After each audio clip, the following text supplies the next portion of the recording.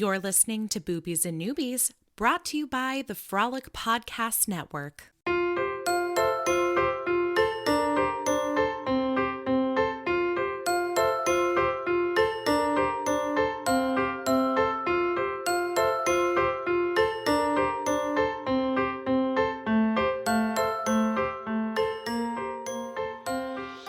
Welcome to Boobies and Noobies, the podcast that asks novice romance readers to think outside the dick in a box and brave the unbridled world of erotica. I'm your host, Kelly Reynolds, and today we are wrapping up Boobies and Noobies' first summer special. That's right, Slick Summer Nights has come to a close, but don't be too sad because if you've listened to Boobies and Noobies before, you know that we always share our favorite steamy excerpts from the books we're reviewing, and we will continue doing so. So if you are new to the podcast, welcome.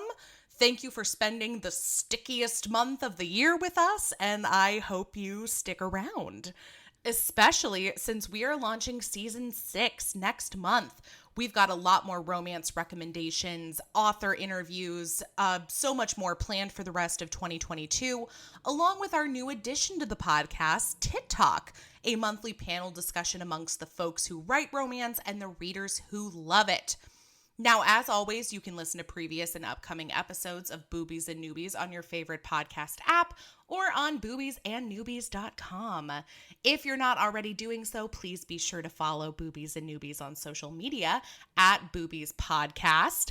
If you're a fan of the show and you've got a few moments to spare, you might think about heading over to Apple Podcasts and leaving us a review. And last but not least, if you're in the mood to show this indie podcaster just a smidge of extra love and support, please consider joining our Patreon.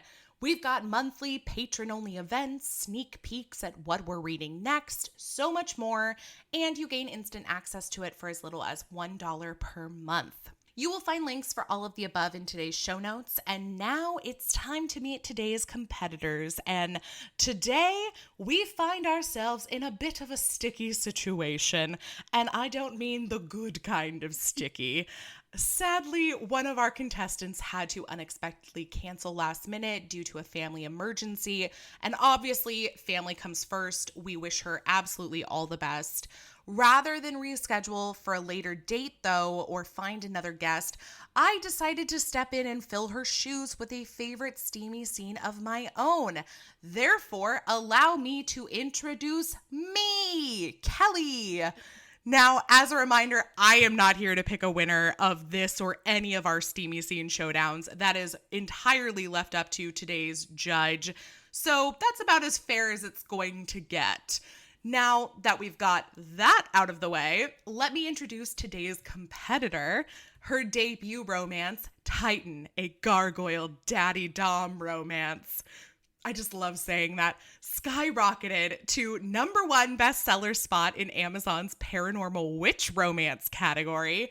I absolutely adore her TikToks. Please join me in welcoming Jillian Graves. Thank you so much for having me. And what a great intro. Oh, thank you. Well, thank you for titling your book, Titan, a Gargoyle Daddy Dom Romance. We have you to thank for that. No problem. That just comes from being very bad at titles and stressing out about them. And I was like, let's just make it super simple so people know exactly what they're getting. I like it. Honestly, I'm a fan, and I know our judge for today will be able to attest to this, seeing as she reads primarily category romance, that one of the things I love about romance is when they tell you what you're going to get right there in the title. Yeah. So that would be the perfect way for me to segue introducing today's judge, who is a book blogger, a soon-to-be teacher, and one of the co-hosts of the Categorically Romance podcast. Welcome back to Boobies and Noobies, Bree. Thank you for having me. Yes. So excited. Bree and I talk fairly regularly. Again, though, she is an impartial judge, 100%. I'm just going to put that out there 8 more times this episode. But you're going to be a teacher, and you're almost done with all your education to get there. So congrats to you. Thank you. Congratulations. Thank you. It feels so good to see a light at the end of the tunnel. Everyone that's, done higher education, I'm sure y'all can attest to, like, you just want to be done. And I'm ready to be done. So, yeah. Yes. Thank you. Yeah. Of course. Well, so I'm excited to have you both here. And I think the best way to begin is by each of us just saying a little bit about us, our relationship with the romance genre, you know, both as readers, writers, bloggers, however you identify within this romance space. And let's go ahead. Bree, we'll start with you. Well, I read and love talking about romance, obviously. Like, I co-host a podcast. I feel like I probably read some romance throughout my life, but it was really 2017 when I started reading it, when I picked up intentionally my first romance novel. And my first few romances were like sweet, closed door, small town romances. And I still really love and appreciate those. But my first time reading like a real good, steamy scene, I was like, I'm changed. I'm a changed woman.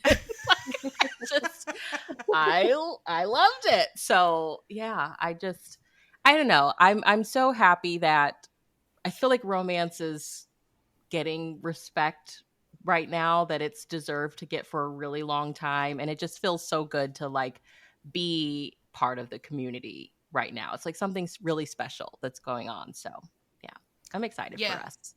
I agree. I said it recently. I've said it in a few episodes lately, but that I feel like there's no better time to become a romance reader than right now, because there's so many options. You can read category. You can read, I'm going to share a contemporary romance.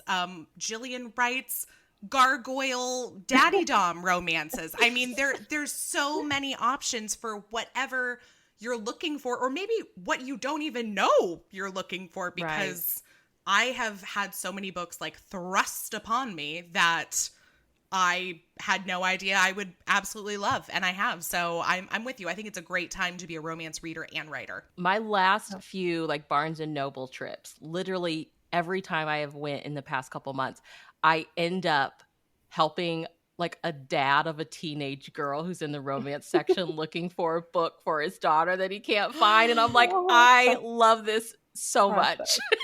Literally every time. The last time I was there, it was a Colleen Hoover and they did not have it. And I was like, well, this is the new one. Does she want this? And he's like, well, I'll take it home to her. And I'm like, okay. So yeah, it's so cool because, you know, you hear of all these romance authors that are like, I was a teen, I had to sneak them. Now parents are literally like at the bookstore buying them for their kids. So I love to hear it. Love to hear it. Love to see it. So that's great. Jillian, how about you?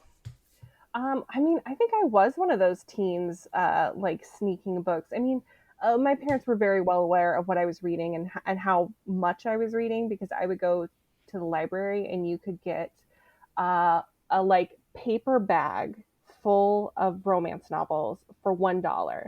And it would just be like clipped closed. You wouldn't know what you were getting, and you would just grab it and trust what it was. And then by the end of the weekend, I was through my bag of books, and I had to go back and get another $1 bag of books. So yeah, I grew up like reading them at age 12 with like a group of friends, and that's like my introduction to romance, was like an introduction to a romance community that like was already there with my friends. It was sort of established pretty early on that these are books that I'm going to talk about, shared the spicy scenes with. I definitely have done some performances of chapters in high school for friends.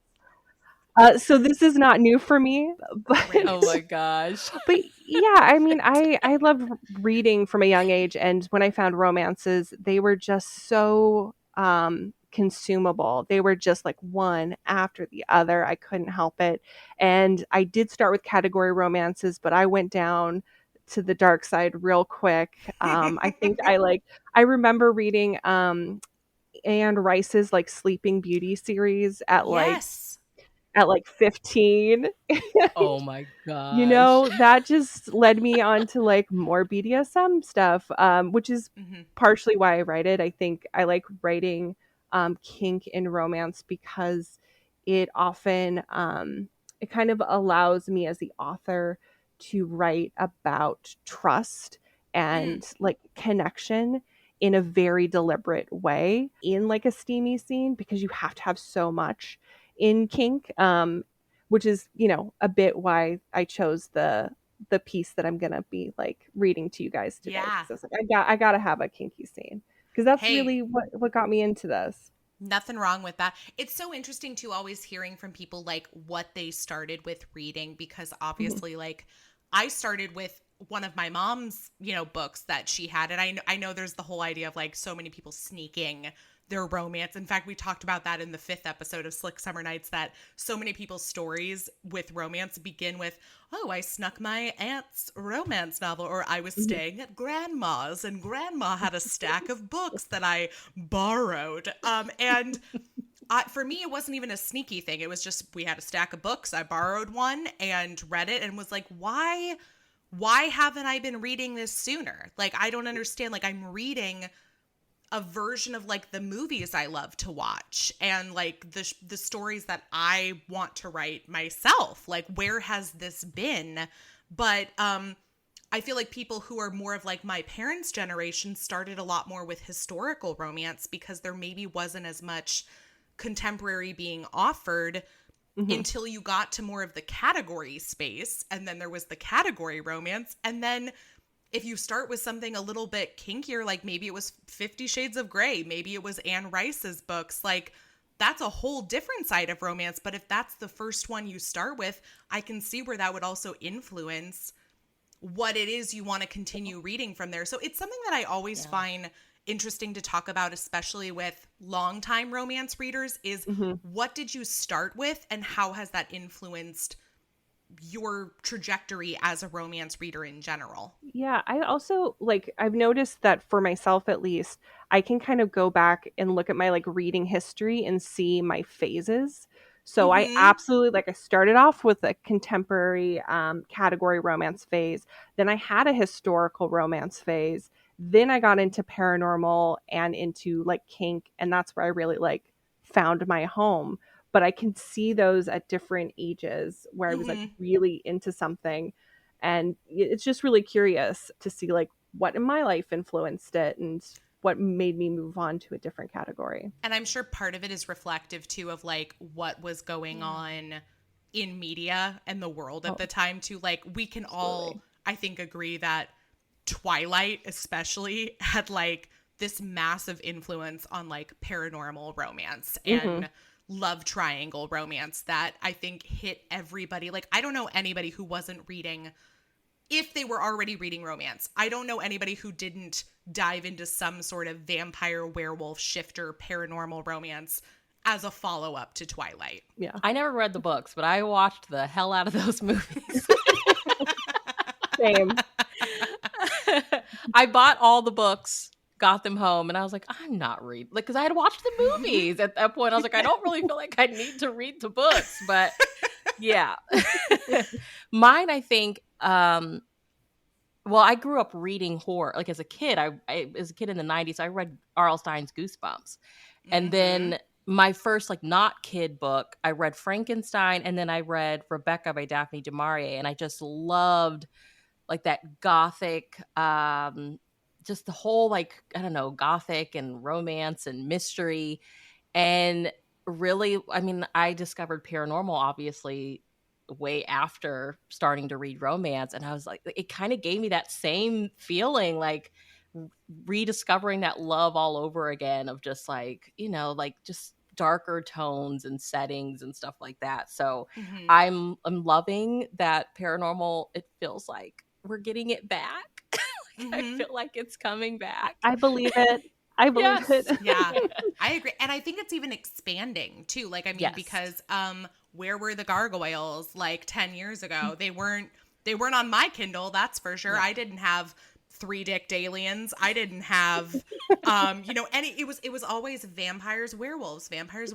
And so I'm glad that we're adding to like the paranormal universe as well. And it's an exciting time to be a romance reader. I'll say it again. It is. Well, let's talk about the steamier side of romance. So I know, Jillian, you already mentioned that you do like writing and reading a little bit more kink in your romance novels. Oh, yeah. What for you makes for a memorable, great, steamy scene? I mean, there's always the like attraction to novelty, like someone who, like a writer who like just takes it in a direction you're not expecting, or uses implements you weren't expecting, or and so to me as like an author, whenever I read someone else do something and I'm like, how did they do it? Like, how did they manage to pull off maybe a very intense kink scene, but still maintain like trust and connection and romance and caring. And to me, it's the balance of those things, because I like the intensity.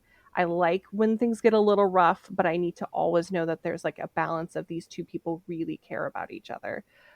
So I know that's like not the sexiest thing to say that I'm like really into in a steamy scene, but it's that balance of like two people who genuinely care about each other. You never actually have to worry that they're gonna cause any hurt or harm or whatever. So then they can get a little rough and they can get a little intense with it. And I'm like, we're all good. It's all going to be good at the end. I could be wrong, and I will definitely, listen back, obviously, to all the other episodes we're doing for Slick Summer Nights. But I think the one constant that when asked this question, almost everybody has said they look for in a memorable, steamy scene is emotion. That like almost everybody who talked about it said something similar, where they said, look, they can get as rough as they want. It can get wild. It can get kinky. But the thing that really pushes it over the edge and makes it especially memorable for me is that if you can do all that and there's still this emotional connection between the two. And I think those are the scenes we remember like most. Like, that's not to say that they're subjectively the best. I'm using air quotes, which people can't see, but hear the air quotes. But just that they're memorable because you see like the relationship between the people in this scene moving forward in some way. And there has to be a level of trust and vulnerability that exists within them to some extent. Yeah. How about you, Bree? I definitely think I'm kind of an emotional reader anyway. So I definitely, some of my favorite, like even just like short story eroticas are some of the most memorable reads because they were very emotional as well. And I just think I'm one of those people, like I need that emotional and mental connection to find like sexual attraction. So I love when authors deliver on that. And I love good communication. I love, and like my first time reading like a BDSM romance, like the author really honed in on the communication between the two, and it really taught me something. Like every time after that I was like, if it's not there, then I just don't feel like it's good, it wasn't successful. So yeah, definitely communication, emotion, and like Jillian said, like that connection. Like I want to feel it. Those are the stories that stick with me. Sometimes you just want like a quick banger, but the ones that stay with you are when you're like, oh yeah, they would totally last after this, Yeah. The scenes that maybe you like bookmark on your Kindle and like come back to at any given moment, not to read the book, just to read that scene. Yeah. But for instance, the one I'm going to share is that scene. Oh gosh. Like it's definitely one of them. But okay, well, great. Let's talk about then. Jillian and I are each going to give you a small intro of what we will be reading from, and then we will dive into our readings. But since I'm already talking, I'll go ahead and just introduce what I've selected. Keep in mind, this was a very last-minute selection. I wish I had had more time to really think about what I wanted to do, but this is one of those scenes that for some reason, I don't even know if I could tell you, I just always think of. It's from Claire Kingsley's book, Faking Miss Right. It's part of a 3-book series, although you can read them each individually. The main plot of this book is that it's Everly and Shepard is like a super rich, millionaire, billionaire, whatever. And Everly is his like boss ass assistant that like keeps him in line. Like she runs this man's life to the point where she basically will like break up with his girlfriends for him, or like, whatever needs to be done she gets it done. And it's been a while since I read it, so I will say I don't remember the context, but at some point they have to fake date one another. And I think it's something to prove to some people. I don't know. But in this book, she is fake dating her boss and basically getting to know more about him, that behind the like gruff exterior, he has feelings and so much more. So that's my book. How about you, Jillian? So I chose the first in Kresley Cole's Game Maker series.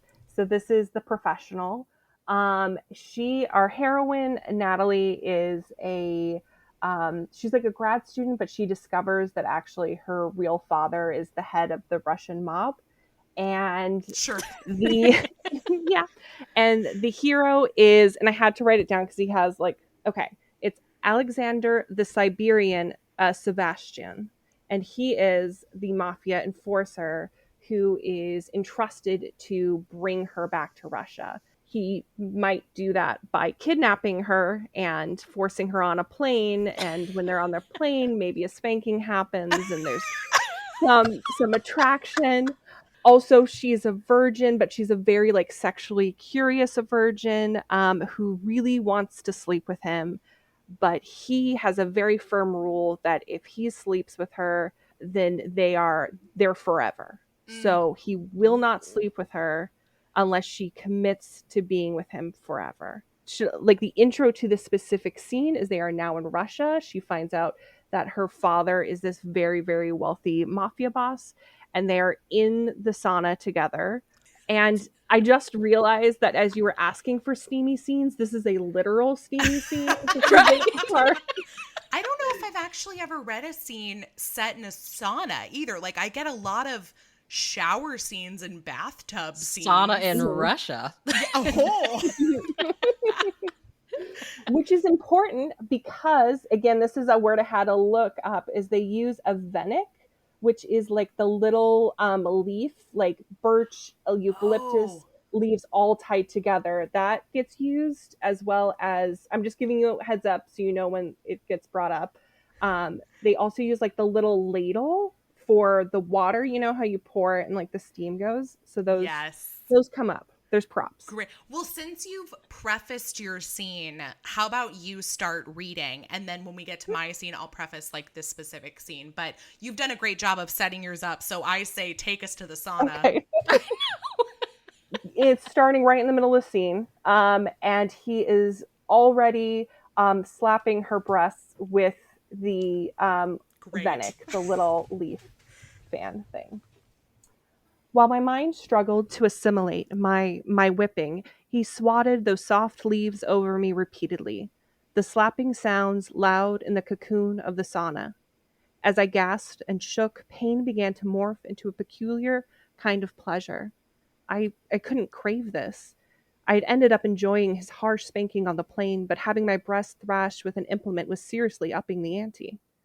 So why had I started rising to meet each stroke? He lashed me until my taunted breast ached, my nipples throbbing as badly as my clit had. But I couldn't reach the brink like this. He was withholding any contact below my waist. More punishment for coming. I knew this as well as if he had told me. Touch me, Sebastian. My inner walls clenched, only emptiness. I have to come again. Do you want me inside you? I moaned, barely recalling why it was so important not to have sex.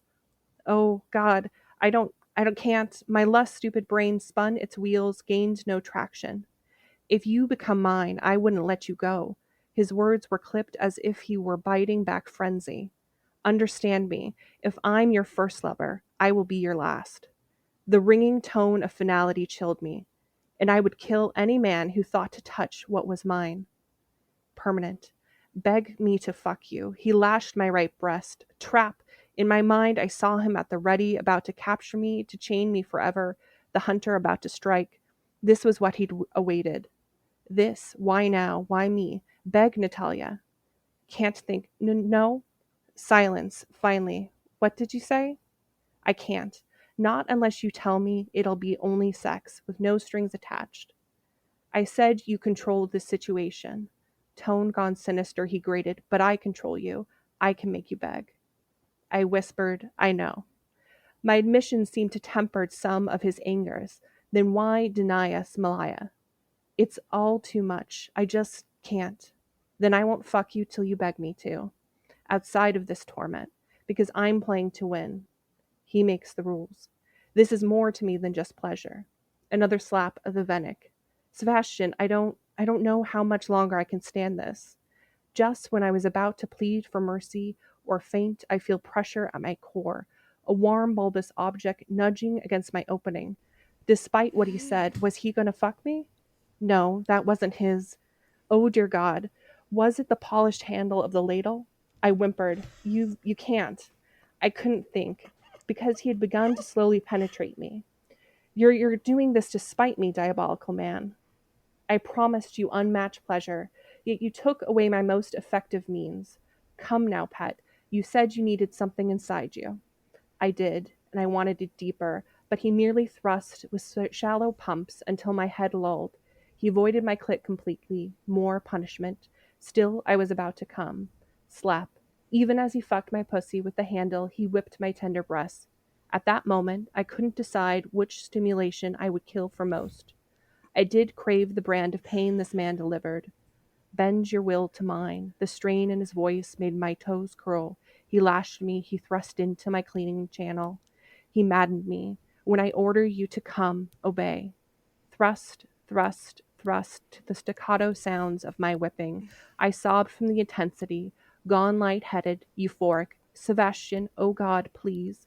A keening moan burst from my lungs. Ah, woman, your sounds. Come for me, now. The end. Well, shit.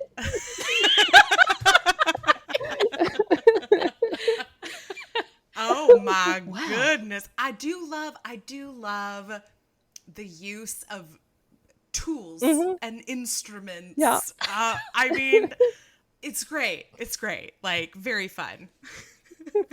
Okay.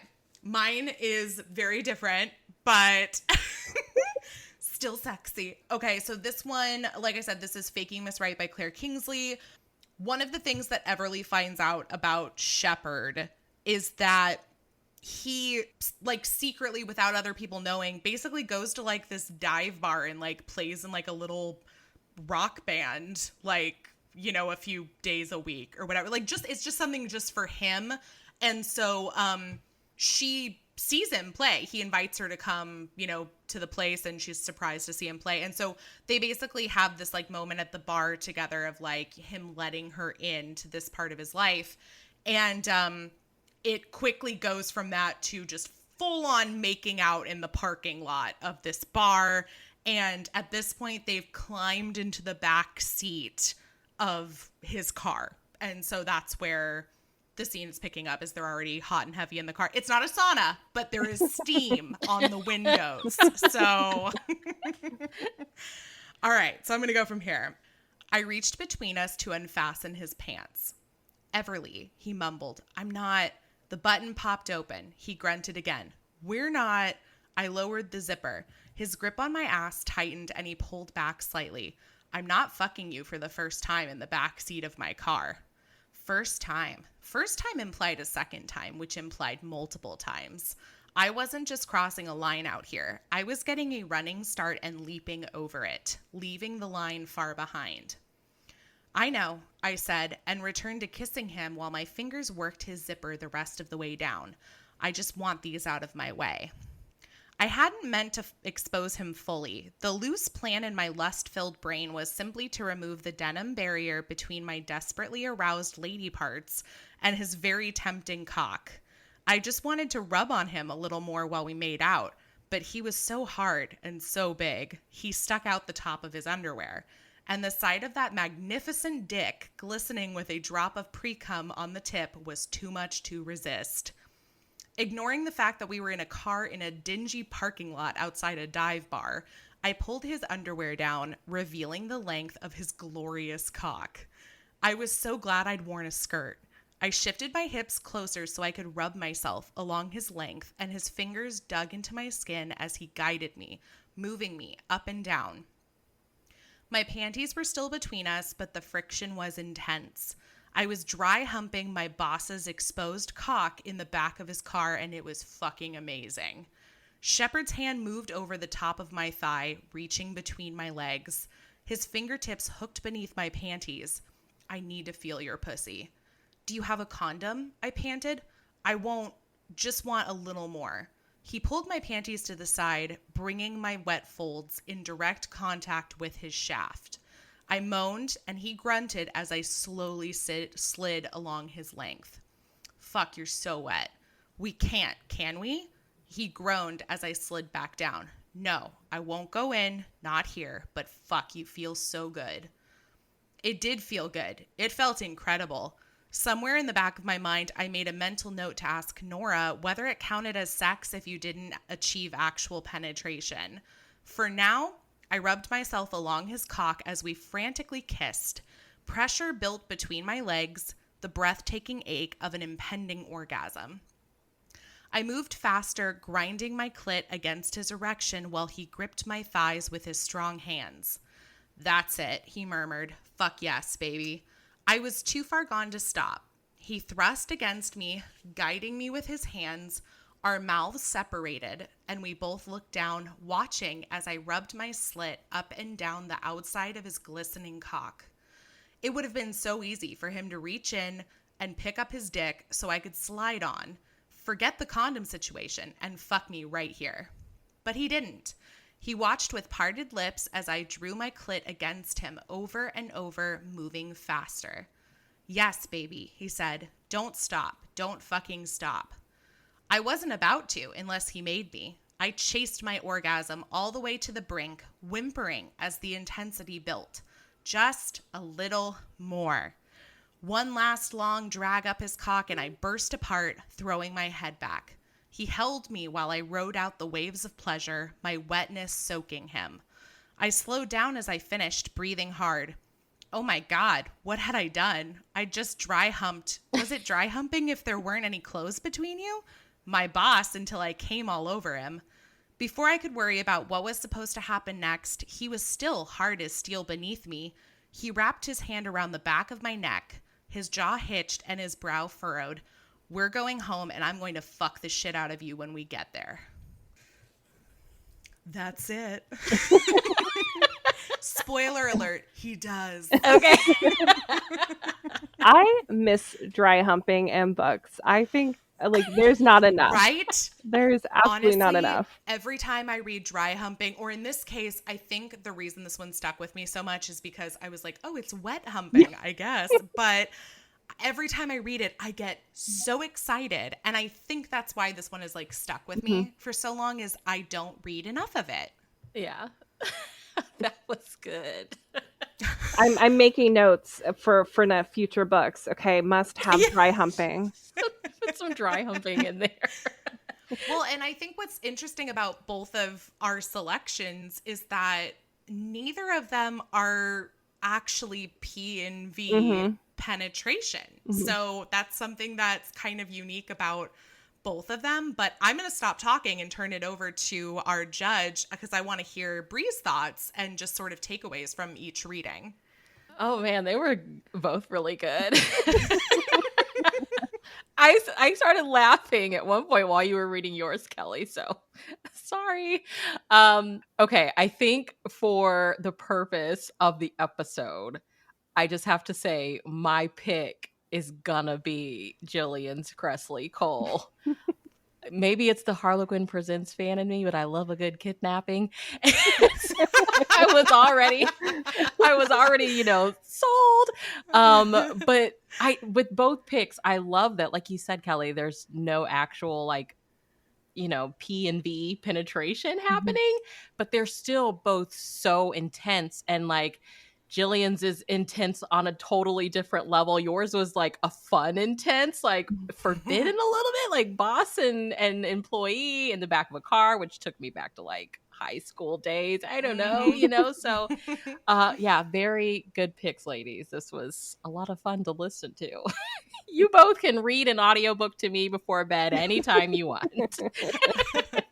I think we get massive creative points, Jillian, because we also chose 2 scenes that don't take place in bedrooms. Yeah. Like, we went outside the location. I Uh-huh. mean, so many. I want so more kudos car to us. scenes, more backseat of the car, okay? Give me Also, more. I will say both of us chose scenes where the hero prioritized the heroine's pleasure much more than his own. Neither one of them achieved release, and both of our heroines did. Yeah, so they might have been different in terms of like, I don't even want to say like the heat level, but just, I mean, they might have just been different in terms of like, you know, how kinky it gets. But yeah, I mean, honestly, there's a lot in common between the 2 of them. I think they were both really amazing examples of like the romance fantasy. Like with Kelly, with yours, it's like this fantasy of a man just being like, okay, do whatever you got to do.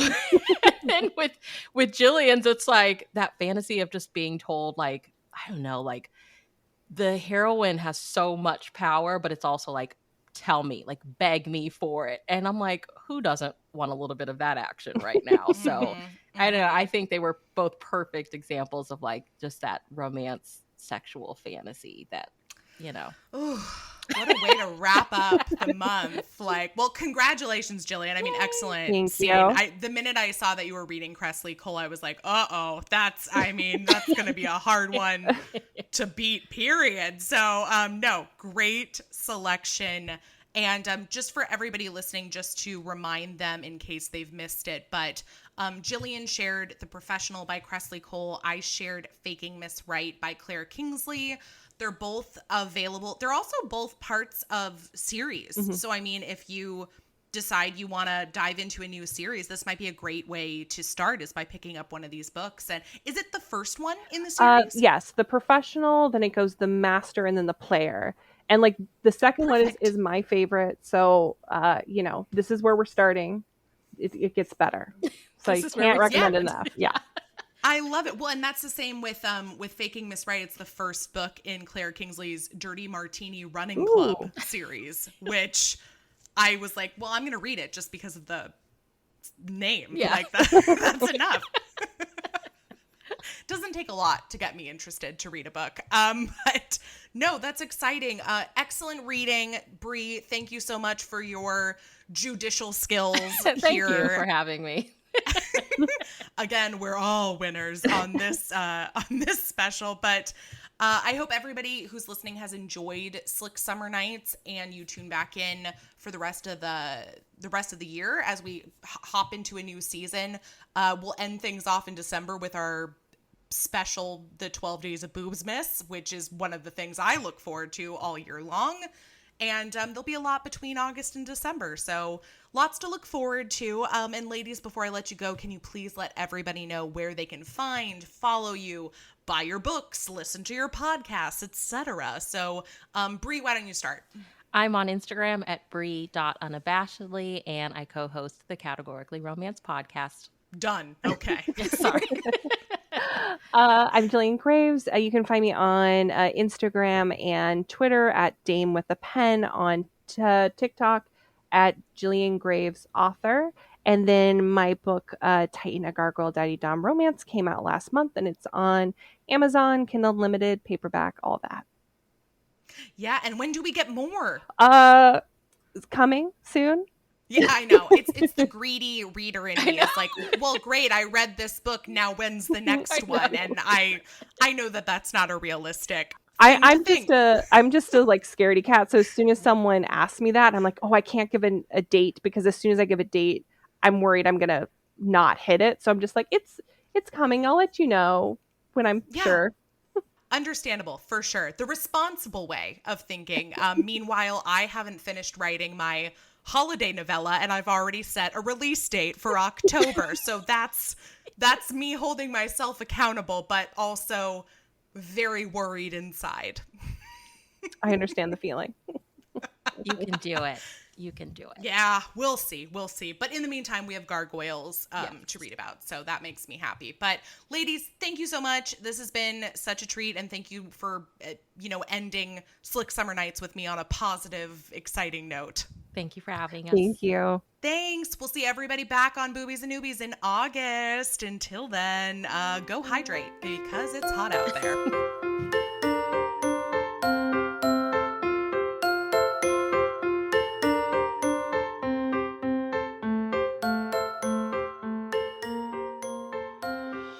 Thanks so much for listening. Boobies and Noobies is part of the Frolic Podcast Network. Find more podcasts you'll love at frolic.media/podcasts. You can follow Boobies and Noobies on Facebook, Twitter, and Instagram at Boobies Podcast.